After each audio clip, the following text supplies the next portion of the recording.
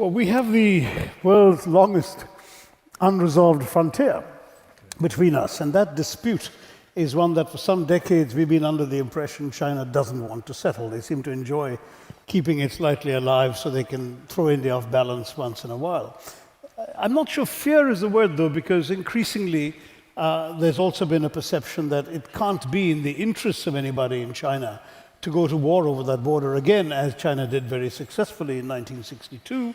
And the lingering legacy of 62 in India is one not so much of fear, but of humiliation. Frankly, we got clobbered. These gentlemen actually need no introduction. Dr. Jacques, I've spoken to both of them on the phone, and I've had fascinating conversations so far. Other than the book, which incidentally has been updated in 2012, it's now close to 900 pages, is that right? And still growing. And still growing.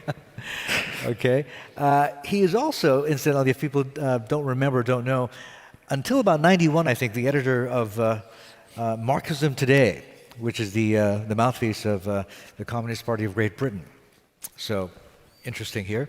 And Shashi, if you recall, about a year ago, woke a lot of people up at the Oxford Union with his speech, calling for, among other things, suggesting that Britain repay India for 200 years of colonialism, even if it were, what, a pound person? A symbolic pound a year, yeah. Indeed. Okay, so both experts in their fields, also gadflies, I guess would be a good way to describe them as well. Shashi, let me start with you and bounce this idea off. Martin's book, When China Rules the World, let me ask you, really? Do you believe that? Well, Martin said, of course, that he didn't want us to take the title literally. So we'll assume it's sort of China ruling the world like Britannia rules the waves. Now Britannia waves the rules, but I mean, it's a largely metaphorical expression. But I think we're heading for a world that no one's going to rule. Okay. I think we have very clearly entered a post-superpower world. The unipolar moment so beloved of Washington theorists is passing. It has already passed, in my view. I think that we will no longer have countries being able to do what the US has so credibly been able to do for the last half century, which is to influence events half a globe away, even conducting military actions far away from their homeland, affecting the fates of governments, changing governments in foreign countries. That kind of ruling the world, no one's going to be able to do it. The world has moved on. So the whole way no one may want to do it either. So the whole way we're pitching this argument or debate, China versus India, is actually A, not very useful, and B, also irrelevant, is what you're saying. Well, that's harsh on our organizers. It's an interesting question, but I agree with you, not a particularly useful one. For two reasons. First of all, I think that, that lovely little drawing they had of this cup, this trophy, yes, being, tugged. There isn't a trophy. I mean, frankly, what we're looking for, I think, is to see both countries doing well by their people, and thereby indirectly by the world. But secondly, if you even were to see a tug of war, that rope is so much over on the Chinese side that there really isn't a race anymore. It was a question one could have asked in, say, 76 to 78, when both countries had the same GDP, which meant in per capita terms, India was actually slightly ahead. Whoa, hold on. So what you're saying is, if it were still considered a race, if the outcome is already predetermined? Yeah, except that it's a race that I'm not keen on entering into. Okay. And I just don't think it's any more the same race. All right. I mean, the question was asked a lot in the 50s, 60s, and early 70s, and it was legitimate to ask. It was asked very much in the context of democratic mixed economy development versus communist development. But the terms of the debate have changed completely. China is no longer, as I was saying to Martin a little earlier, a communist country in any meaningful sense of the term. Certainly in economics, it does not follow communist economics. And in any case, by 78, it started a process of liberalization, which took its economy growing much faster than India. And thanks to the magic of compounding, it's gone from being an economy on a par with India to being an economy about 5 times the size of India. It's absurd for us to think in terms of a race or a competition. Okay. But I asked myself, why should I want to compete with China? As long as my people are not starving, they can have 3 meals a day, decent work, better quality of life. Let the Chinese people have it too. We're not in a race against each other. We're in a race for the same things. Interesting. Okay, Dr. Jacques, let me bring you in, or Martin, rather. One of the premises of your book is, when China rules the world, is at some stage, it's a question more of when as opposed to if China will overtake the United States to become the biggest economy in the world, number one. Correct? All right. Let me ask you now, though, with what China's been going through the last 2-3 years, the slowdown, worries about this debt bomb, worries about the rebalancing, worries about corruption as well. Does that push the time frame out further? I mean, is there a number that you use when China will overtake the U.S., or is that even useful anymore, asking that? Well, I've always resisted putting a date because, it's silly. It's not being serious. What's already we know is, according to the World Bank International Comparison Program, China overtook the size of the American economy by GDP, PPP, towards the end of 2014. That's what we know, in terms of a reasonably, objective assessment. But China is still behind the United States, significantly so, by GDP measured by exchange rates. But per capita. And per capita, Chinese living standards are less than a quarter of those of the United States. So to close that gap, we're talking about decades. We're not talking about in the near future. In terms of GDP by exchange rates, then I think China will overtake the United States within the next few years. And I think that's inevitable. I agreed with John Negroponte this morning. He said, it will happen. It's the figures. Okay. And so, but that in itself, it's not just about economics, is it? I mean, to become the hegemonic power, or whatever you want to call it, then you're talking about a range of metrics: political influence, cultural influence. Frankly, let me ask you, does that include military? Not yet, but I'm about to say military. Okay. Ethical power, intellectual power. I mean, sometimes we use the term soft power to express some of this as well. Now, in those terms, that's much more difficult to measure because you can't have any really hard figures in relationship to this. And I think this takes time. This takes a lot of time. When Britain rose to be the most important number one country in the early 19th century, it was still a long time before it became that sort of military, mainly naval, political, cultural power that it did become in the second half of the 19th century. Likewise, the United States. The United States became the world's largest economy. Wouldn't it happen much faster today with China, though? Yes, I think you have a point. Okay. Yes. I mean, just on the United States. United States was the largest economy in the world before the end of the 19th century. But we don't start talking about America as a global power until after 1945, really, but some elements of it in the 1930s. Now, true, it'll happen quicker. Why will it happen quicker? Well, partly because everything's speeded up, partly because the growth rates we're talking about now are much faster, and partly because China is so big. And that's also potentially the possibility for India as well. Interesting. So the other premise of your book in terms of dominance, right, reflects China's economic power as well as cultural power. But I noticed that even though we're talking about it today, you didn't talk so much about it in your book, the military side of things. And let me turn to Shashi for that. From India's perspective, or maybe even your own personal perspective, how much does India fear China's resurgence? Well, we have the world's longest unresolved frontier between us, and that dispute is one that for some decades we've been under the impression China doesn't want to settle. They seem to enjoy keeping it slightly alive so they can throw India off balance once in a while.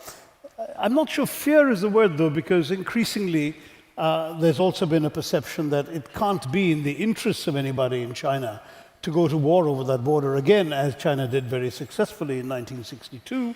And the lingering legacy of 62 in India is one not so much of fear, but of humiliation, frankly. We got clobbered.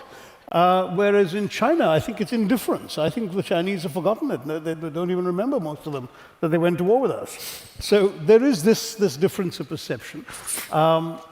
I would like to come to this further, but I want to quickly interject though on soft power. That's the one area where I disagree with Martin. I don't think that, in fact, China is doing well on soft power, despite assiduous efforts to promote it. Everything from the Beijing Olympics to the hundreds of Confucius centers around the world are an assiduous attempt to promote Chinese soft power.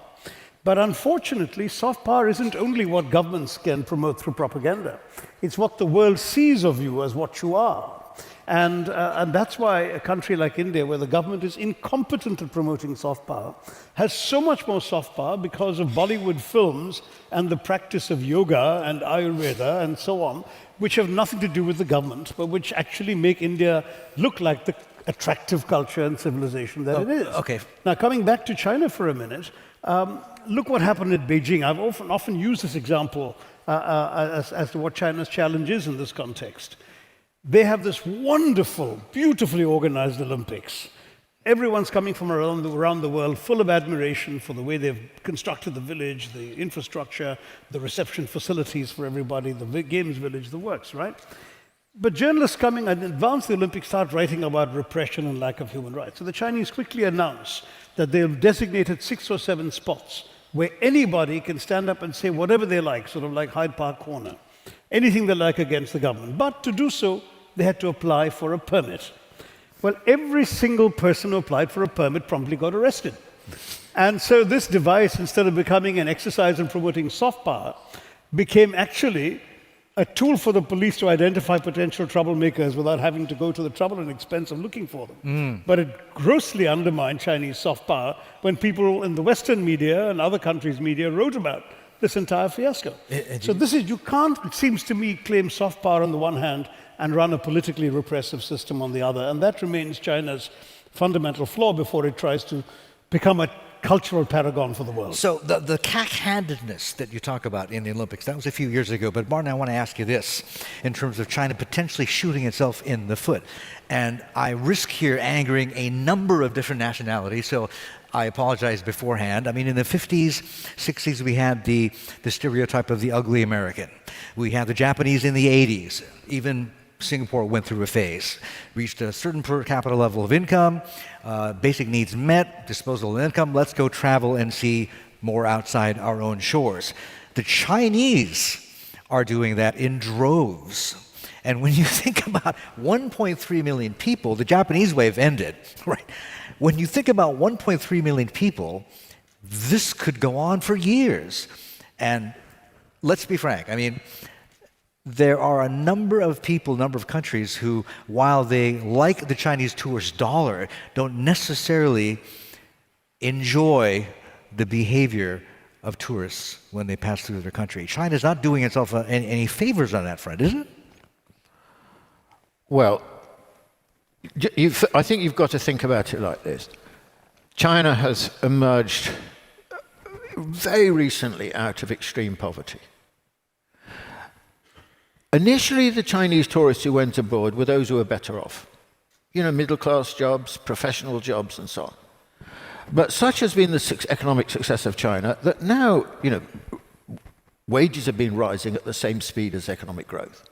So now it's possible for people from, you know, relatively speaking, the hinterland of China and so on, to go on holiday abroad. And they have had no contact at all, really, with the outside world in terms of physical contact with the outside world. So they bring with them the customs of the Chinese people, just like anyone else would. And, I mean, actually the Chinese government have been concerned about this because of giving the Chinese a bad reputation. But I think we should understand it not in those terms. I think we should understand it as what happens to a poor people when they have the opportunities which previously were only available to those who are much better off. And, you know, that will change over time. But before you get... But what is China's equivalent of yoga or Bollywood? But it's not just a problem for the Chinese, is it? I mean, you think of Western tourists in many countries, in many developing countries. Yeah. I am embarrassed by their behavior. No, I personally believe it's sort of a developmental thing, right? Yeah. And several countries have had their phases, have gone through phases, but now it's China's turn, and they are raising a lot of eyebrows, is all I'm saying. But does China have an equivalent to, let's say, yoga or Bollywood, if you're talking about exporting their culture and cultural dominance? Well, I partly agree with what Shashi says about the problem. I mean, the difficulty with the way the Chinese interpret their cultural influence is it's easily conceived in their mind as state-led, okay? But of course, as time goes by, we shouldn't think of it in those terms because China is a very rich civilization, 2,000 years old, the longest continuously existing polity in the world, extremely rich. Going back, many great thinkers, of course, the one we all know of is Confucius. I notice now there's a book come out which is called, the title, I've just bought the thing, but I should remember the title, The Way or something, by a couple of people, a Chinese and a Westerner at Harvard. And this has become immediately a bestseller, top of the charts in the States and in my own country. There is a growing interest in these how can we understand the Chinese? What have they got to offer us? And so on. And I think that we'll see this in a major way. A completely different example of this is China as an example to the developing world. Do you remember the Washington Consensus? Well, it was buried some time ago, of no relevance. And it was useless. What's replaced it? Essentially, in terms of influence, the Chinese developmental model. The idea of pragmatism, the idea of the market and the state, the idea of special economic zones, that kind of thinking, which is very Chinese in a certain kind of way, because whereas Western thinking tends to be binary, Chinese thinking is more about hybridity. And this kind of thinking is influencing many countries in the developing world. So there are ways in, and I would call that, if you want to use the term soft power, I'm not a great fan of it, but I know it's getting at something important. I think that is an example of China's soft power. Okay, and the one way it could be dominant in that sense. Sashi, when you take a look at comparative advantages, disadvantages, on the advantages side of the ledger, right? Democracy, India. Messy though it can be, as I'm sure you know, but still a democracy. To the demographics, very much favor India. Average age, what is it? I think 27. 27 right now. It's going up slowly, but nothing as fast as China's. Before we get, I think I know where you're going, okay. but before you go to democracy and demography, and I'm happy to address them, I did want to come back on this business of the Chinese model of development, because it's actually not true, Martin. I have spoken to so many African heads of state and government and foreign ministers the last 10 or 15 years. They admire China, they're grateful to China for the generosity of Chinese aid, but they do not think the Chinese model is replicable in their societies. They look on it as something in many ways impressive and awe-inspiring, but utterly foreign to them. But not for them. They them. cannot be China, they cannot try to be like China. They look at India and they say, now there's a mess just like us. They have the same sorts of problems, they have the poverty, they have the divisions, we may have clans, they may have castes.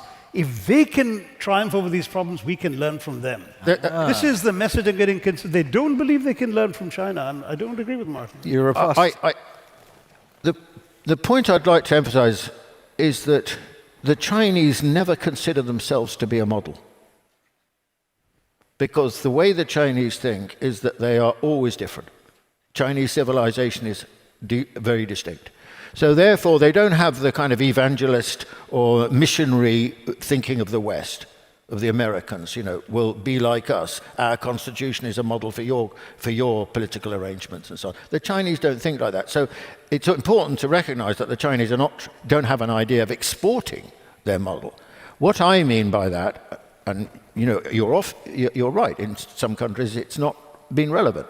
But the countries, if they're looking for an example, look at China and think, well, is there anything that this can offer us?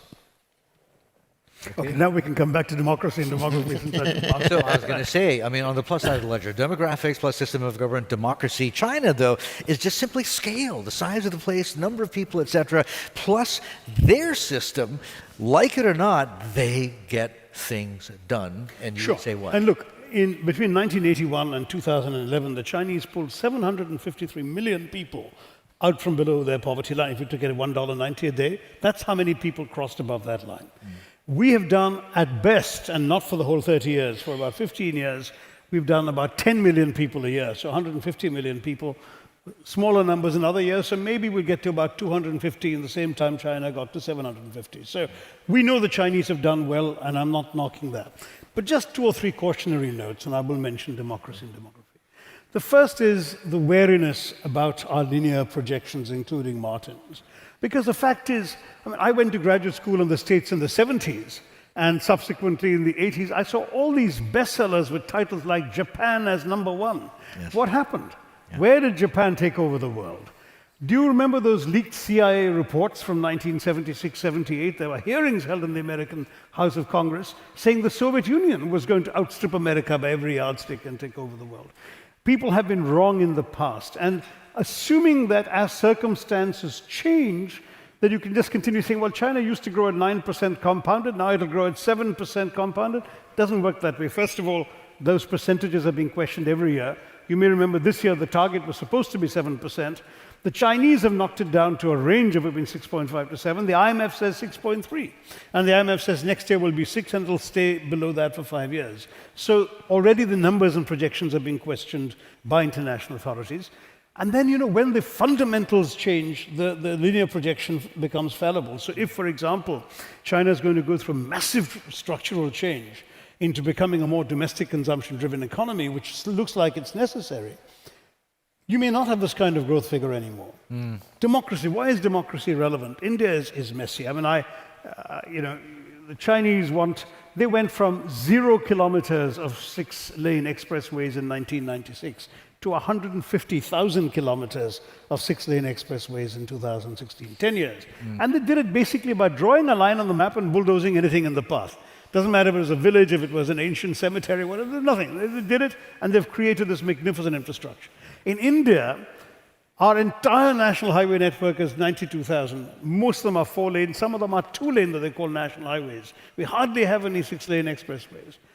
And if you want to widen a 2-lane road in India, you will have protesters, you will have people refusing to sell you their land, they'll be going to court over compensation entitlements.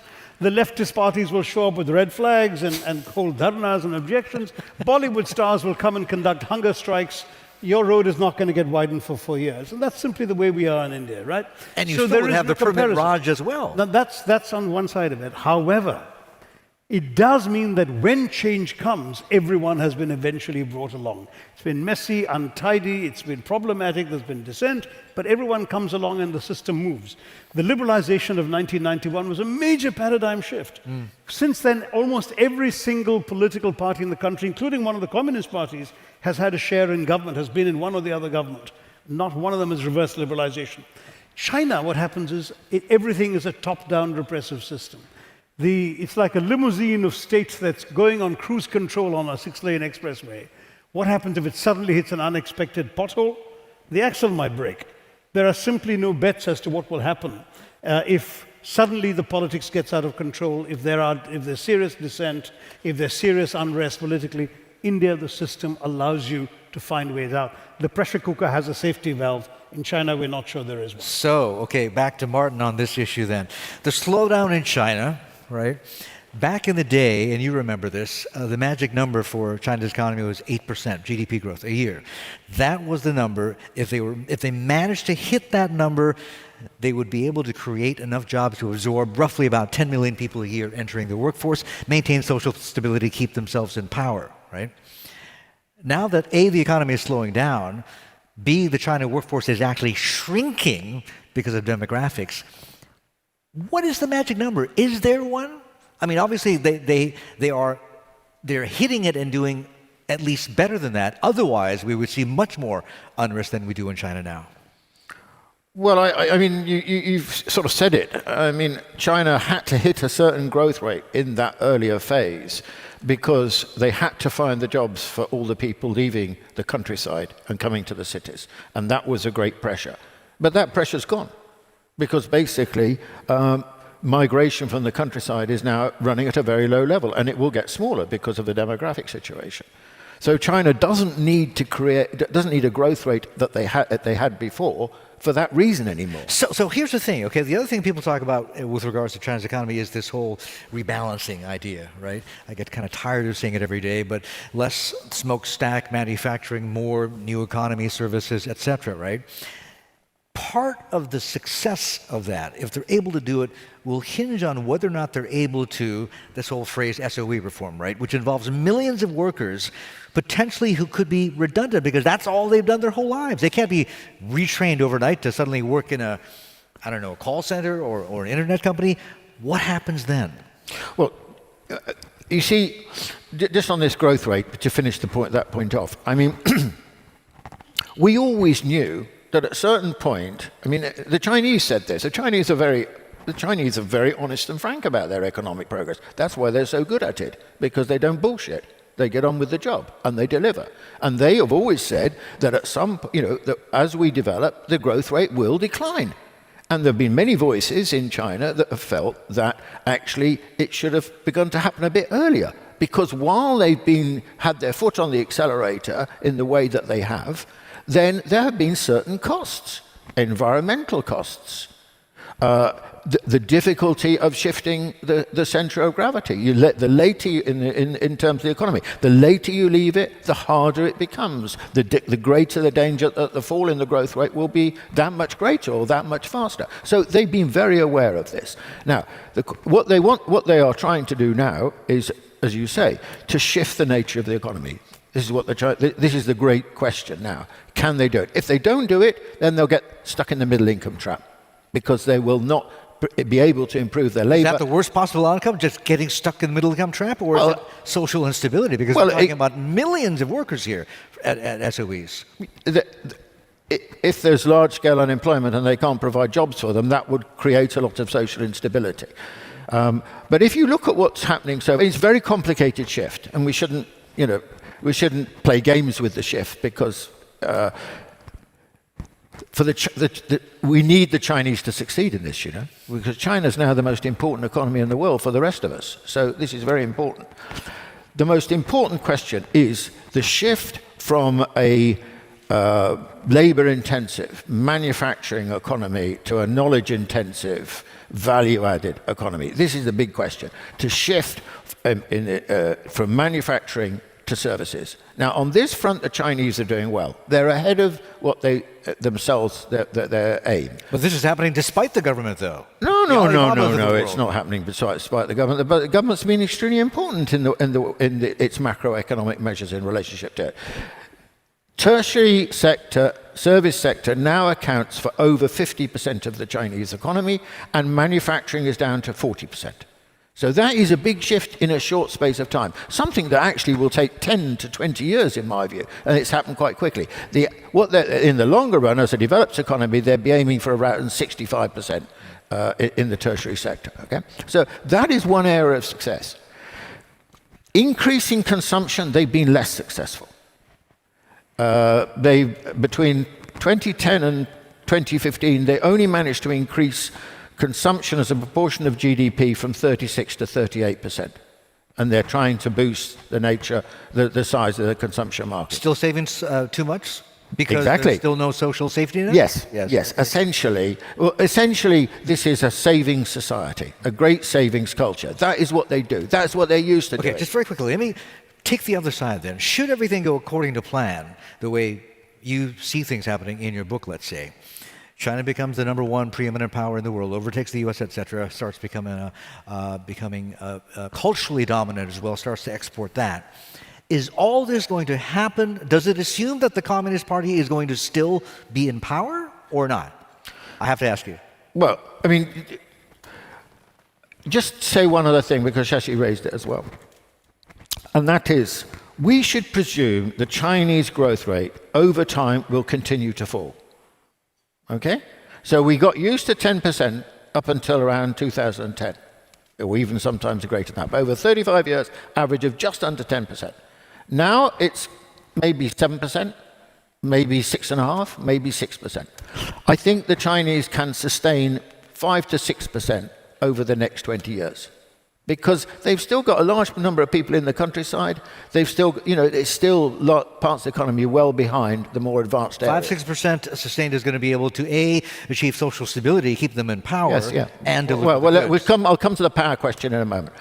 But then, as China gets closer and closer to Western levels of development, the growth rate will decline down to 2 or 3%. In other words, to Western levels. So As what would be expected, So right? what? There are still a couple of questions, Martin. First of all, there is the completely unpredictable issue of technological disruption, right? So you've got already in the Western world, you've got artificial intelligence systems coming up that are transforming. Robotics technology in both America and Japan. China doesn't have much of a record of developing its own technologies, but there are technologies coming in that may start taking away jobs from China. And that will actually, the kinds of jobs that are being done in China now will suddenly find themselves going back to the West, not to be done by high-paid Westerners, but to be done by unpaid robots and machines and AI systems. Now, in those circumstances, for example, unless China has technology to offer, how does it manage to squeeze that advantage? Second concern, 65% of Chinese growth has come from exports. Exports are going down as the West still lumbers in recession, is unable to pull itself out of it. So you've really got to have a dramatic transformation of your domestic market arrangements in order to be able to drive growth through your own. In India, for example, some extraordinary percentage, it's slipping my mind at the moment, but certainly over 60% of India's GDP growth has come from Indians making and providing goods and services to other Indians. They've been essentially relatively less touched by what's happening in the external sector, which is the opposite of China's situation. And this is why, in some ways, China has a little more to worry about in the short term. We still haven't got to the politics of it, because if you have unemployed people, and already there's the demography we haven't discussed, where one Chinese man is supporting 4 grandparents, you don't have an efficient state social safety net. If that one person supporting 4 grandparents becomes unemployed, what's going to happen in China? And if that's multiplied by a few tens of millions, will you have unrest the system is able to cope with without that pressure cooker valve? Well, there have been 2 drivers of Chinese growth hitherto. One is investment, 45% even during the stimulus period, and the other has been exports. Now, they're bringing the investment rate down now because it's too high. Because the problem with having such a high investment rate is, one, contributing to corporate indebtedness, and secondly, undermining labor and capital productivity. So they need to bring that down, and they are bringing that down. Secondly, the other driver, as you say, Shashi, is exports. Now, prior to the financial crisis, exports accounted for 35% of Chinese GDP. It's now roughly 24%. And I think that this is probably, I don't know whether it will stay like this, but it certainly won't go back up to what it was before. And it's undesirable for all sorts of reasons for it to go back and forth. So the Chinese need to have new drivers for their growth. And the new drivers have to come from the new sources of technology and production. So, for example, and you're wrong, by the way, about the Chinese not being innovative. In lots of areas, they've become extremely innovative. And examples? Well, for example, in the internet, Alibaba is a very advanced expression. Alibaba is bigger than Amazon and eBay put together. But it's last year, the others aren't allowed to compete. I was going to say. Well, what about the 40,000 cyber police employed by the Chinese? Alibaba is not a state company. Internet is not exactly a free field. Alibaba is a private company. No, but and Baidu is a private company. The internet. You're saying there are no new sources of growth. These are the new sources of growth. 10% of Chinese retail last year was on the internet, and it's rising at 40% a year. So, and in many ways, in many respects, in the big cities and so on, China is extremely wired up, largest internet population in the world. So the question for the Chinese now is to find and develop these new drivers of growth. And I think that in terms of the structural shift, the early signs are promising, but it is at very early stages still.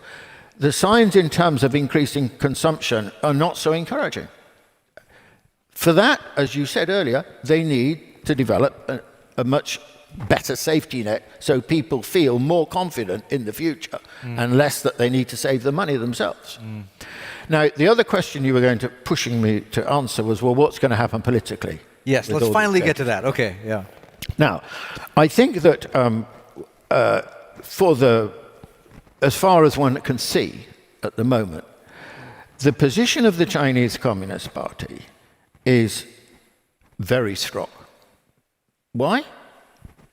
I mean, it's like governance in any part of the world.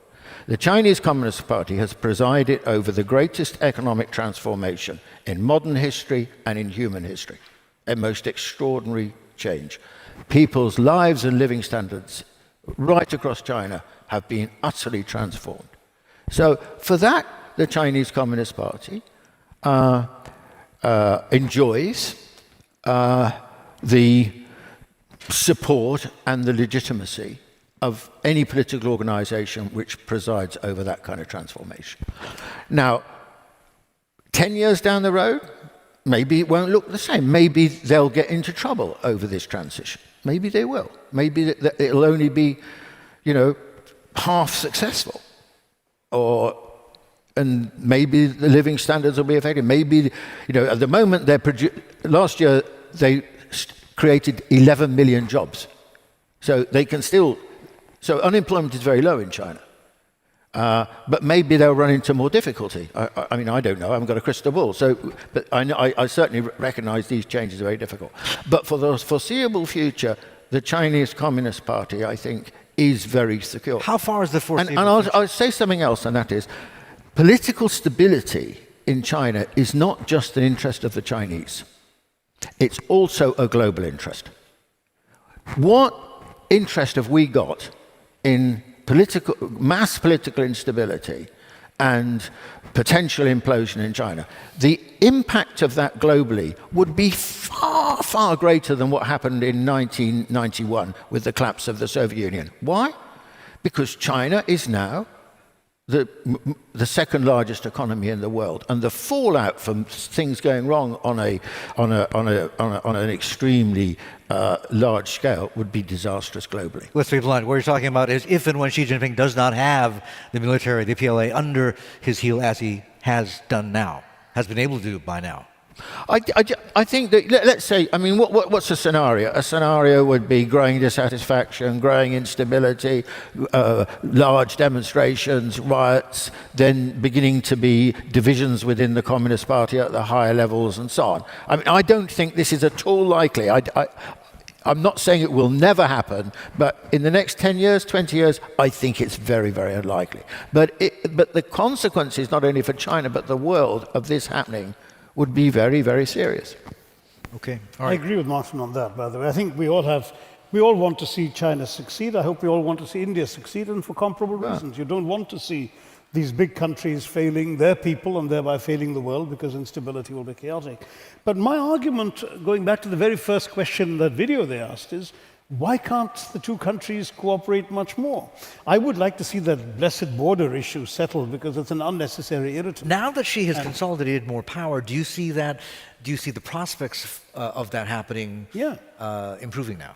I think it can. I mean, it would require some new thinking on both sides. The Indian government surprised many when it announced last year during Prime Minister Modi's visit to China that it would now lift the existing political restrictions on Chinese investment. There were certain sensitive sectors of a strategic nature where Chinese investment was barred, ports, telecoms, and so on. And the government has opened up and said, come in, no problem. China hasn't yet taken that significantly. There are no major new projects announced. But if that happens, that could give China an important stake in the Indian economy. And of course, both countries a stake in each other's well-being. But secondly, I mean, we were just talking off stage, as it were, about this string of pearls theory and so on. I've been quite unwilling to be seduced by any arguments of some fundamental Chinese desire to strangulate India. First of all, like that old line in World War II about the chicken's neck, and the guy said, some chicken, some neck.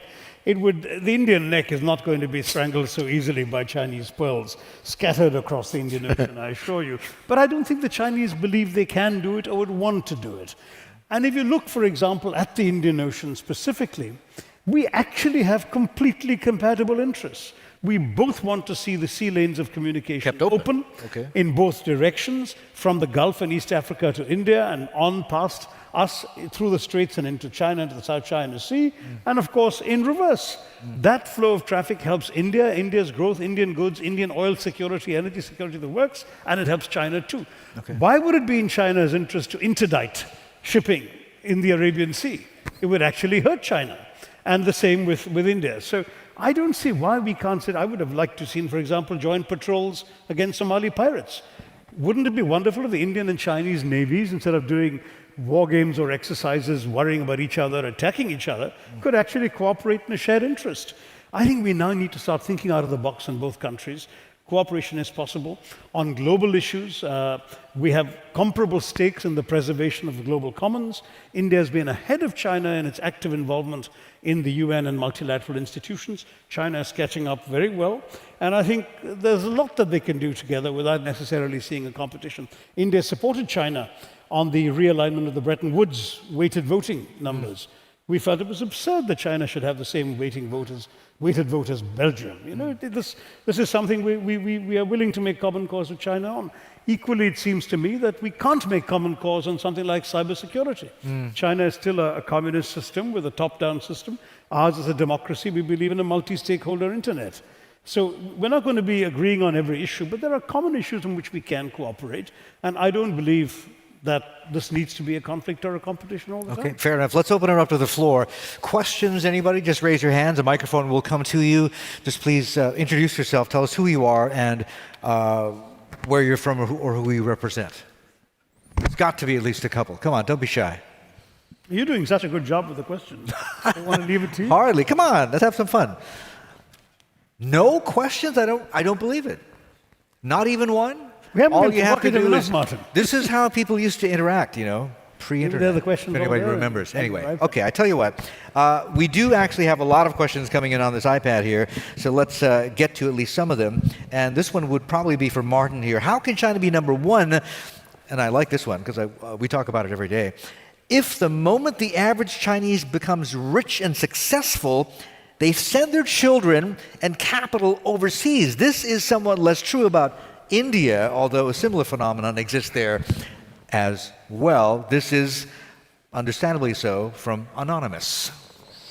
Well, not the hacking group, but anyway, yeah. The phenomenon is clearly true up to a point. It attracts a lot of attention. I'd be cautious about what proportion of people do this. Certainly, when it comes to education, the better off Chinese quite like sending their kids to university in the US and the UK, and now some European countries as well, but there's more of a language problem for that. Why do they do that? Well, I think that they think it'll give their kids an advantage, although still, of course, the great competition in China is to get to the top universities like Tsinghua, Peking, Fudan University, and so on. Doesn't it say, though, that they don't rate their own system, they don't believe in it, they don't trust their own system? And no, so I how think can China be number one? Look, I think it's if you can do it, and the kids want to do it, and they feel it's going to advance their interests, then why not? Is probably the attitude. Let's be honest about it. My son has just got a place at Stanford in the States. Why isn't he going to a UK university? Well, actually, he was the driver of this, not me. But it's an international phenomenon, and the Chinese, as they integrate with the world, will display some of the characteristics that we see in the West. In terms of their capital, well, clearly there are some Chinese who get it out because they are worried about arbitrary regulations and so on being introduced by the government, and they think that if they put the money abroad, it's going to be safer. But it's still a fairly limited phenomenon, but it could become bigger. It could become bigger. All right, I've been told in very large type that there is a question in the back of the room, so if you could raise your hand and let us know where you are. I can't see it just yet. Am I misinformed? There. Please, sir. Or yes. Please go ahead. This question is for Dr. Shashi. Sir, what is your assessment of Mr. Modi's government so far? You Can mean I in have your relation to answer as a China? professional? Do you mean in relation to China or in relation No, to... in general. In general. Okay, well, it's probably beside the point here, but I mean, very simply, I think Mr. Modi has delivered a series of very impressive speeches, but they haven't been accompanied by sufficiently credible action on the ground. And in other words, there's a good diagnosis of what ails India and a lot of energy behind depicting that. We still need to see transformational actions by the government that would put India on the right path. Despite that, India is the largest, fastest growing major economy in the world. So the fundamentals are there, but the things the government can do to make that much better and improve it, that the government hasn't yet done. Okay. Any other questions from the floor? If not, there is one here that is screaming to be asked. This is, someone who has identified himself, David Chu, and this one would be for you, Martin, as well. And I like this. Can China rule, basically deliver what you're saying will happen in your book? Can China rule without the RMB, the Chinese currency, being the dominant currency of trade and financial exchange? Is that almost a given? It has to happen if China is going to rule. Well, I think the simple answer is no, that China cannot become the predominant economic power in the world unless it's also the predominant financial power, and that requires the renminbi to be fully convertible, open capital markets, and to be the preferred currency of choice as a reserve currency. That would be necessary, in my view, for that. How soon do you think? Well, my view on this is slowly, you know, because I think that the Chinese economy is still, adolescent, ill-balanced, still, as we can see now, this period of reform is going to be very difficult to negotiate. So in that situation, the Chinese need to, for example, maintain significant capital controls. The recent business in the renminbi, and the renminbi has been, as we know, appreciating against the dollar between 2006 and last year. The renminbi appreciated by 20% against the US dollar. But then when people began to get worried that that was coming to an end, there was a minor run on the renminbi. And as a result of that, they had to spend quite a lot of their, what was it, quarter of their currency reserves on holding the value of the renminbi. Waste of money, really, at this stage. What the Chinese should have maintained, I think, more stringent capital controls to prevent that. What they should do, though, is to, in my view, they should allow the currency to float.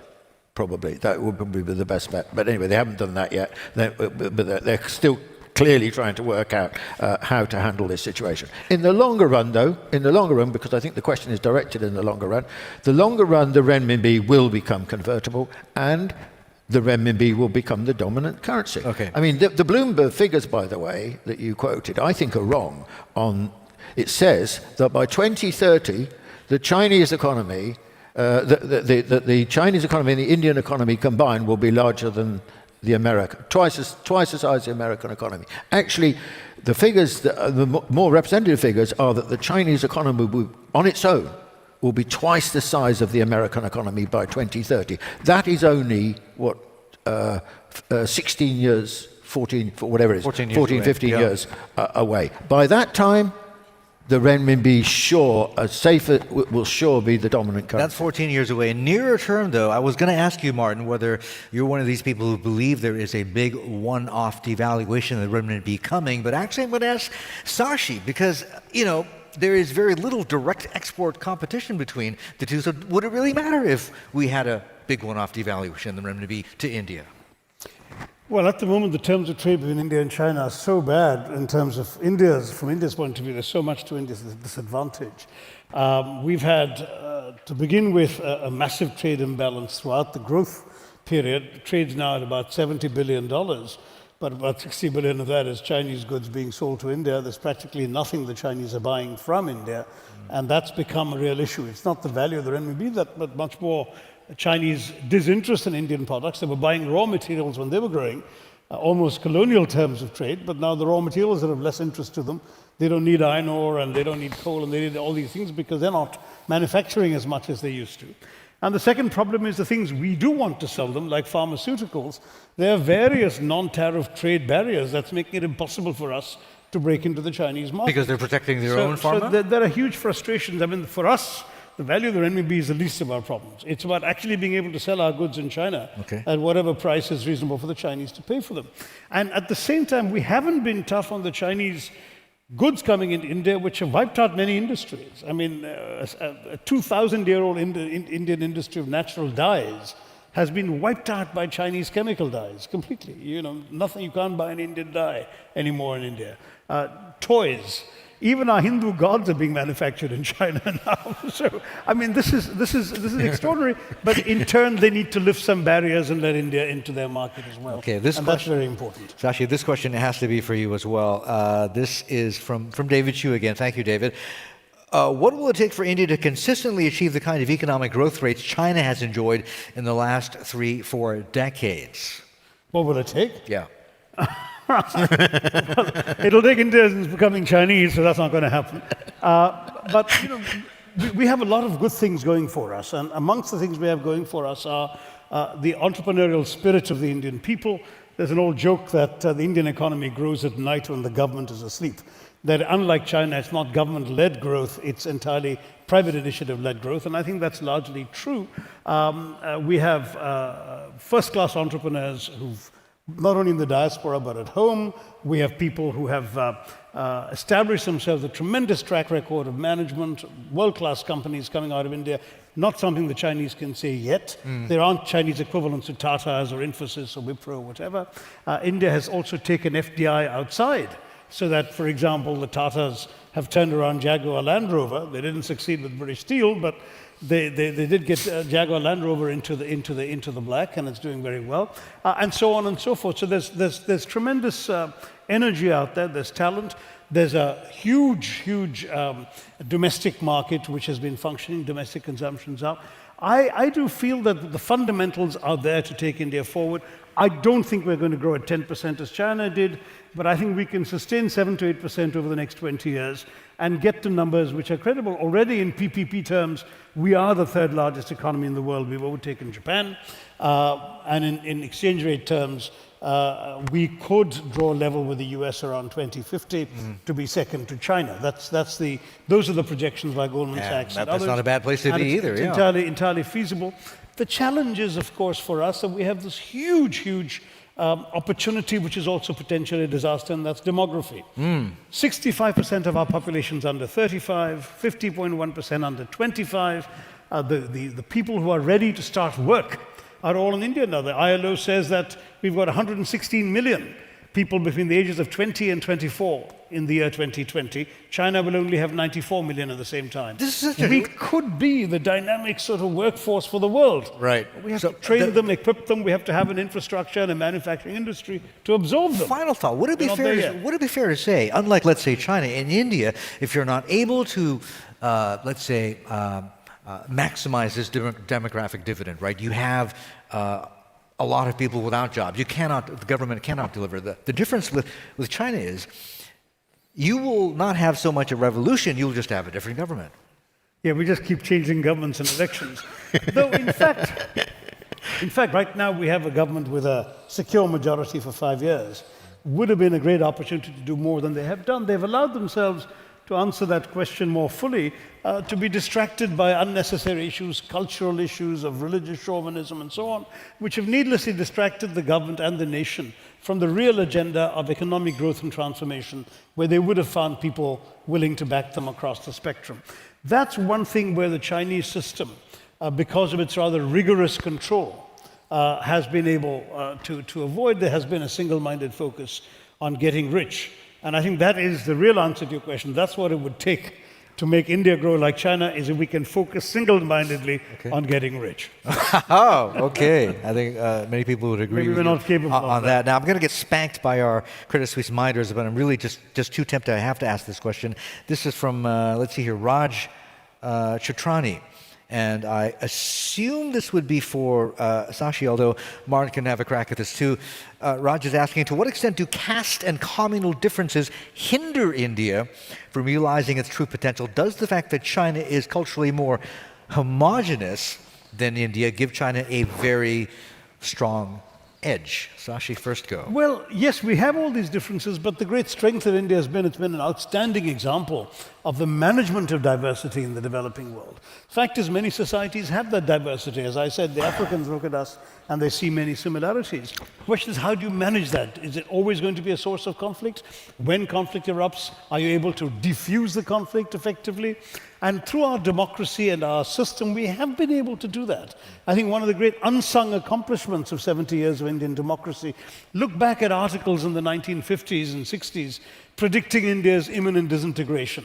The London Times and places like that, Neville Maxwell, a big China fan, wrote articles saying this is going to be India's last election, he wrote in 1967. Well, there have been a dozen more since. The fact is that people didn't see how India would hang together, but India managed the difficult art of saying you can be divided by caste, creed, color, culture, conviction, cuisine, custom, and costume, and still rally around a consensus. And that consensus in a democracy like India is on the fundamental principle, which China doesn't have, that you don't need to agree all the time, so long as you agree on the ground rules of how you will disagree. So our success is that we managed to maintain consensus on how to manage without consensus. Can China do that the day the consensus disappears? You see, Can it? I think China is a fascinating country in this sense. There it is, a fifth of the world's population. The longest continuous existing polity in the world, as I mentioned earlier. And if you look at the map, what happened to all the old empires? All the old empires have disappeared. And there's China, which started off as an empire, and it's still there. Now, how is it still there? What's the key? I think there is one key factor behind the fact that China still enjoys this sort of cohesion. It is? It is that China consisted of a multitude, historically, of many different races and ethnicities. And yet, over time, the process of Hanization, that is, people regarding themselves to be Han, which has become not quite but almost synonymous with being Chinese, was a remarkably successful process. It's taken 2,000 years. But if you look at the population surveys now, over 94% of Chinese think of themselves as Han. That is an extraordinary fact. And I think that underlying China's, the fact that the centripetal forces that hold China together are generally, but not always, stronger than the centrifugal forces, is for this reason. How concerned are you about the opposite of that is, I was going to bring up, say, Muslims in Xinjiang, Tibetans. But look, you see, yeah, of course there's a problem. But look, the fact is that there are 20 million people in Xinjiang province, which is a huge, geographically huge, but largely uninhabitable. 10 million of them are Uyghur, are Muslim. Just 10 million people. Or if you look at Tibet, what's the population of Tibet? Under 5-6 million? Plus the people who live in Sichuan and so on.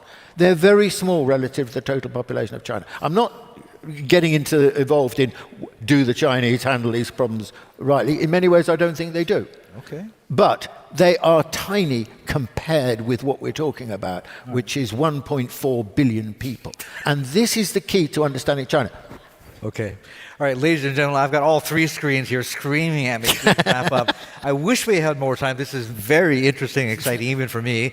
So thank you to both Martin as well as Sashi, and to you for joining us this afternoon. Hope to see you again next year. Thank you. 首先啊，大家能够看到这里啊，烽火非常感谢大家的支持。在说本期视频之前，不知道大家还记不记得印度主持人阿拉布之前的一番言论？他说，1962年中印边界战争中啊，中国被印度打的是落花流水啊。烽火在之前的视频中就说过，印度内部对那场战争啊，其实是有两种情绪的，一种啊就是挑衅中国，想打一场翻身仗；另一种啊，则是对中国感到恐惧，和害怕。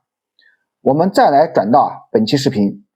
本期视频中印度嘉宾沙希就彻底的撕开了这一层遮羞布，大大方方的承认印度对中国感到恐惧。其实烽火是非常佩服这位嘉宾的，从他的发言可以看出，他对中国的研究和了解已经非常的透彻了，不像印度国内某些受反华民族主义情绪驱动的人那样自大狂妄、迷之自信。沙希表现的就非常的务实。但是他说中国根本就不想解决边境冲突，以便随时可以打乱印度的节奏。这番言论烽火是完全不赞成的。关于中印边境问题，没有谁比中国更着急去解决。一旦边境问题解决了，中国的战略压力就会小很多很多。但是印度也不要妄想中国会接受所谓的麦克马红线。一个国力弱几倍的国家妄想迫使一个国力强大的国家去屈服，去接受这样不合理的一个历史划线，这可能吗？中国绝对不会牺牲主权来换取安全，换取发展。本期视频最让我惊讶的是马丁雅克的言论。烽火感觉似乎从没有一个外国人能把中国研究的这么的透彻，确实令人佩服。马丁雅克是一位敏锐的西方观察家，他跳出了西方中心主义的范式，承认中国崛起的必然性，同时他对这种崛起可能面临的复杂的综合性挑战也保持了理性的期待。马丁对经济数据的引用也显示了他严谨的一面。他没有盲目乐观，而是清醒地指出按照购买力平价计算，中国在2014年GDP 就已经是超过美国，成为世界第一。但中国的人均 GDP 显然不足，要弥补这样的人均 GDP 差距仍然需要数十年。这也为极端的中国威胁论和中国崩溃论之间找到了一个基于事实的中间视角。看完这段讨论，再结合美国近几年的战略收缩，我们可以判断世界正在进入一个后超级大国的时代。以后可能再也没有哪一个国家能像过去的美国那样只手遮天的主宰全球。未来的竞争不仅仅是比谁的钱多，谁的拳头硬，更是比谁能让世界更认可你的价值、你的生活方式、你的发展模式。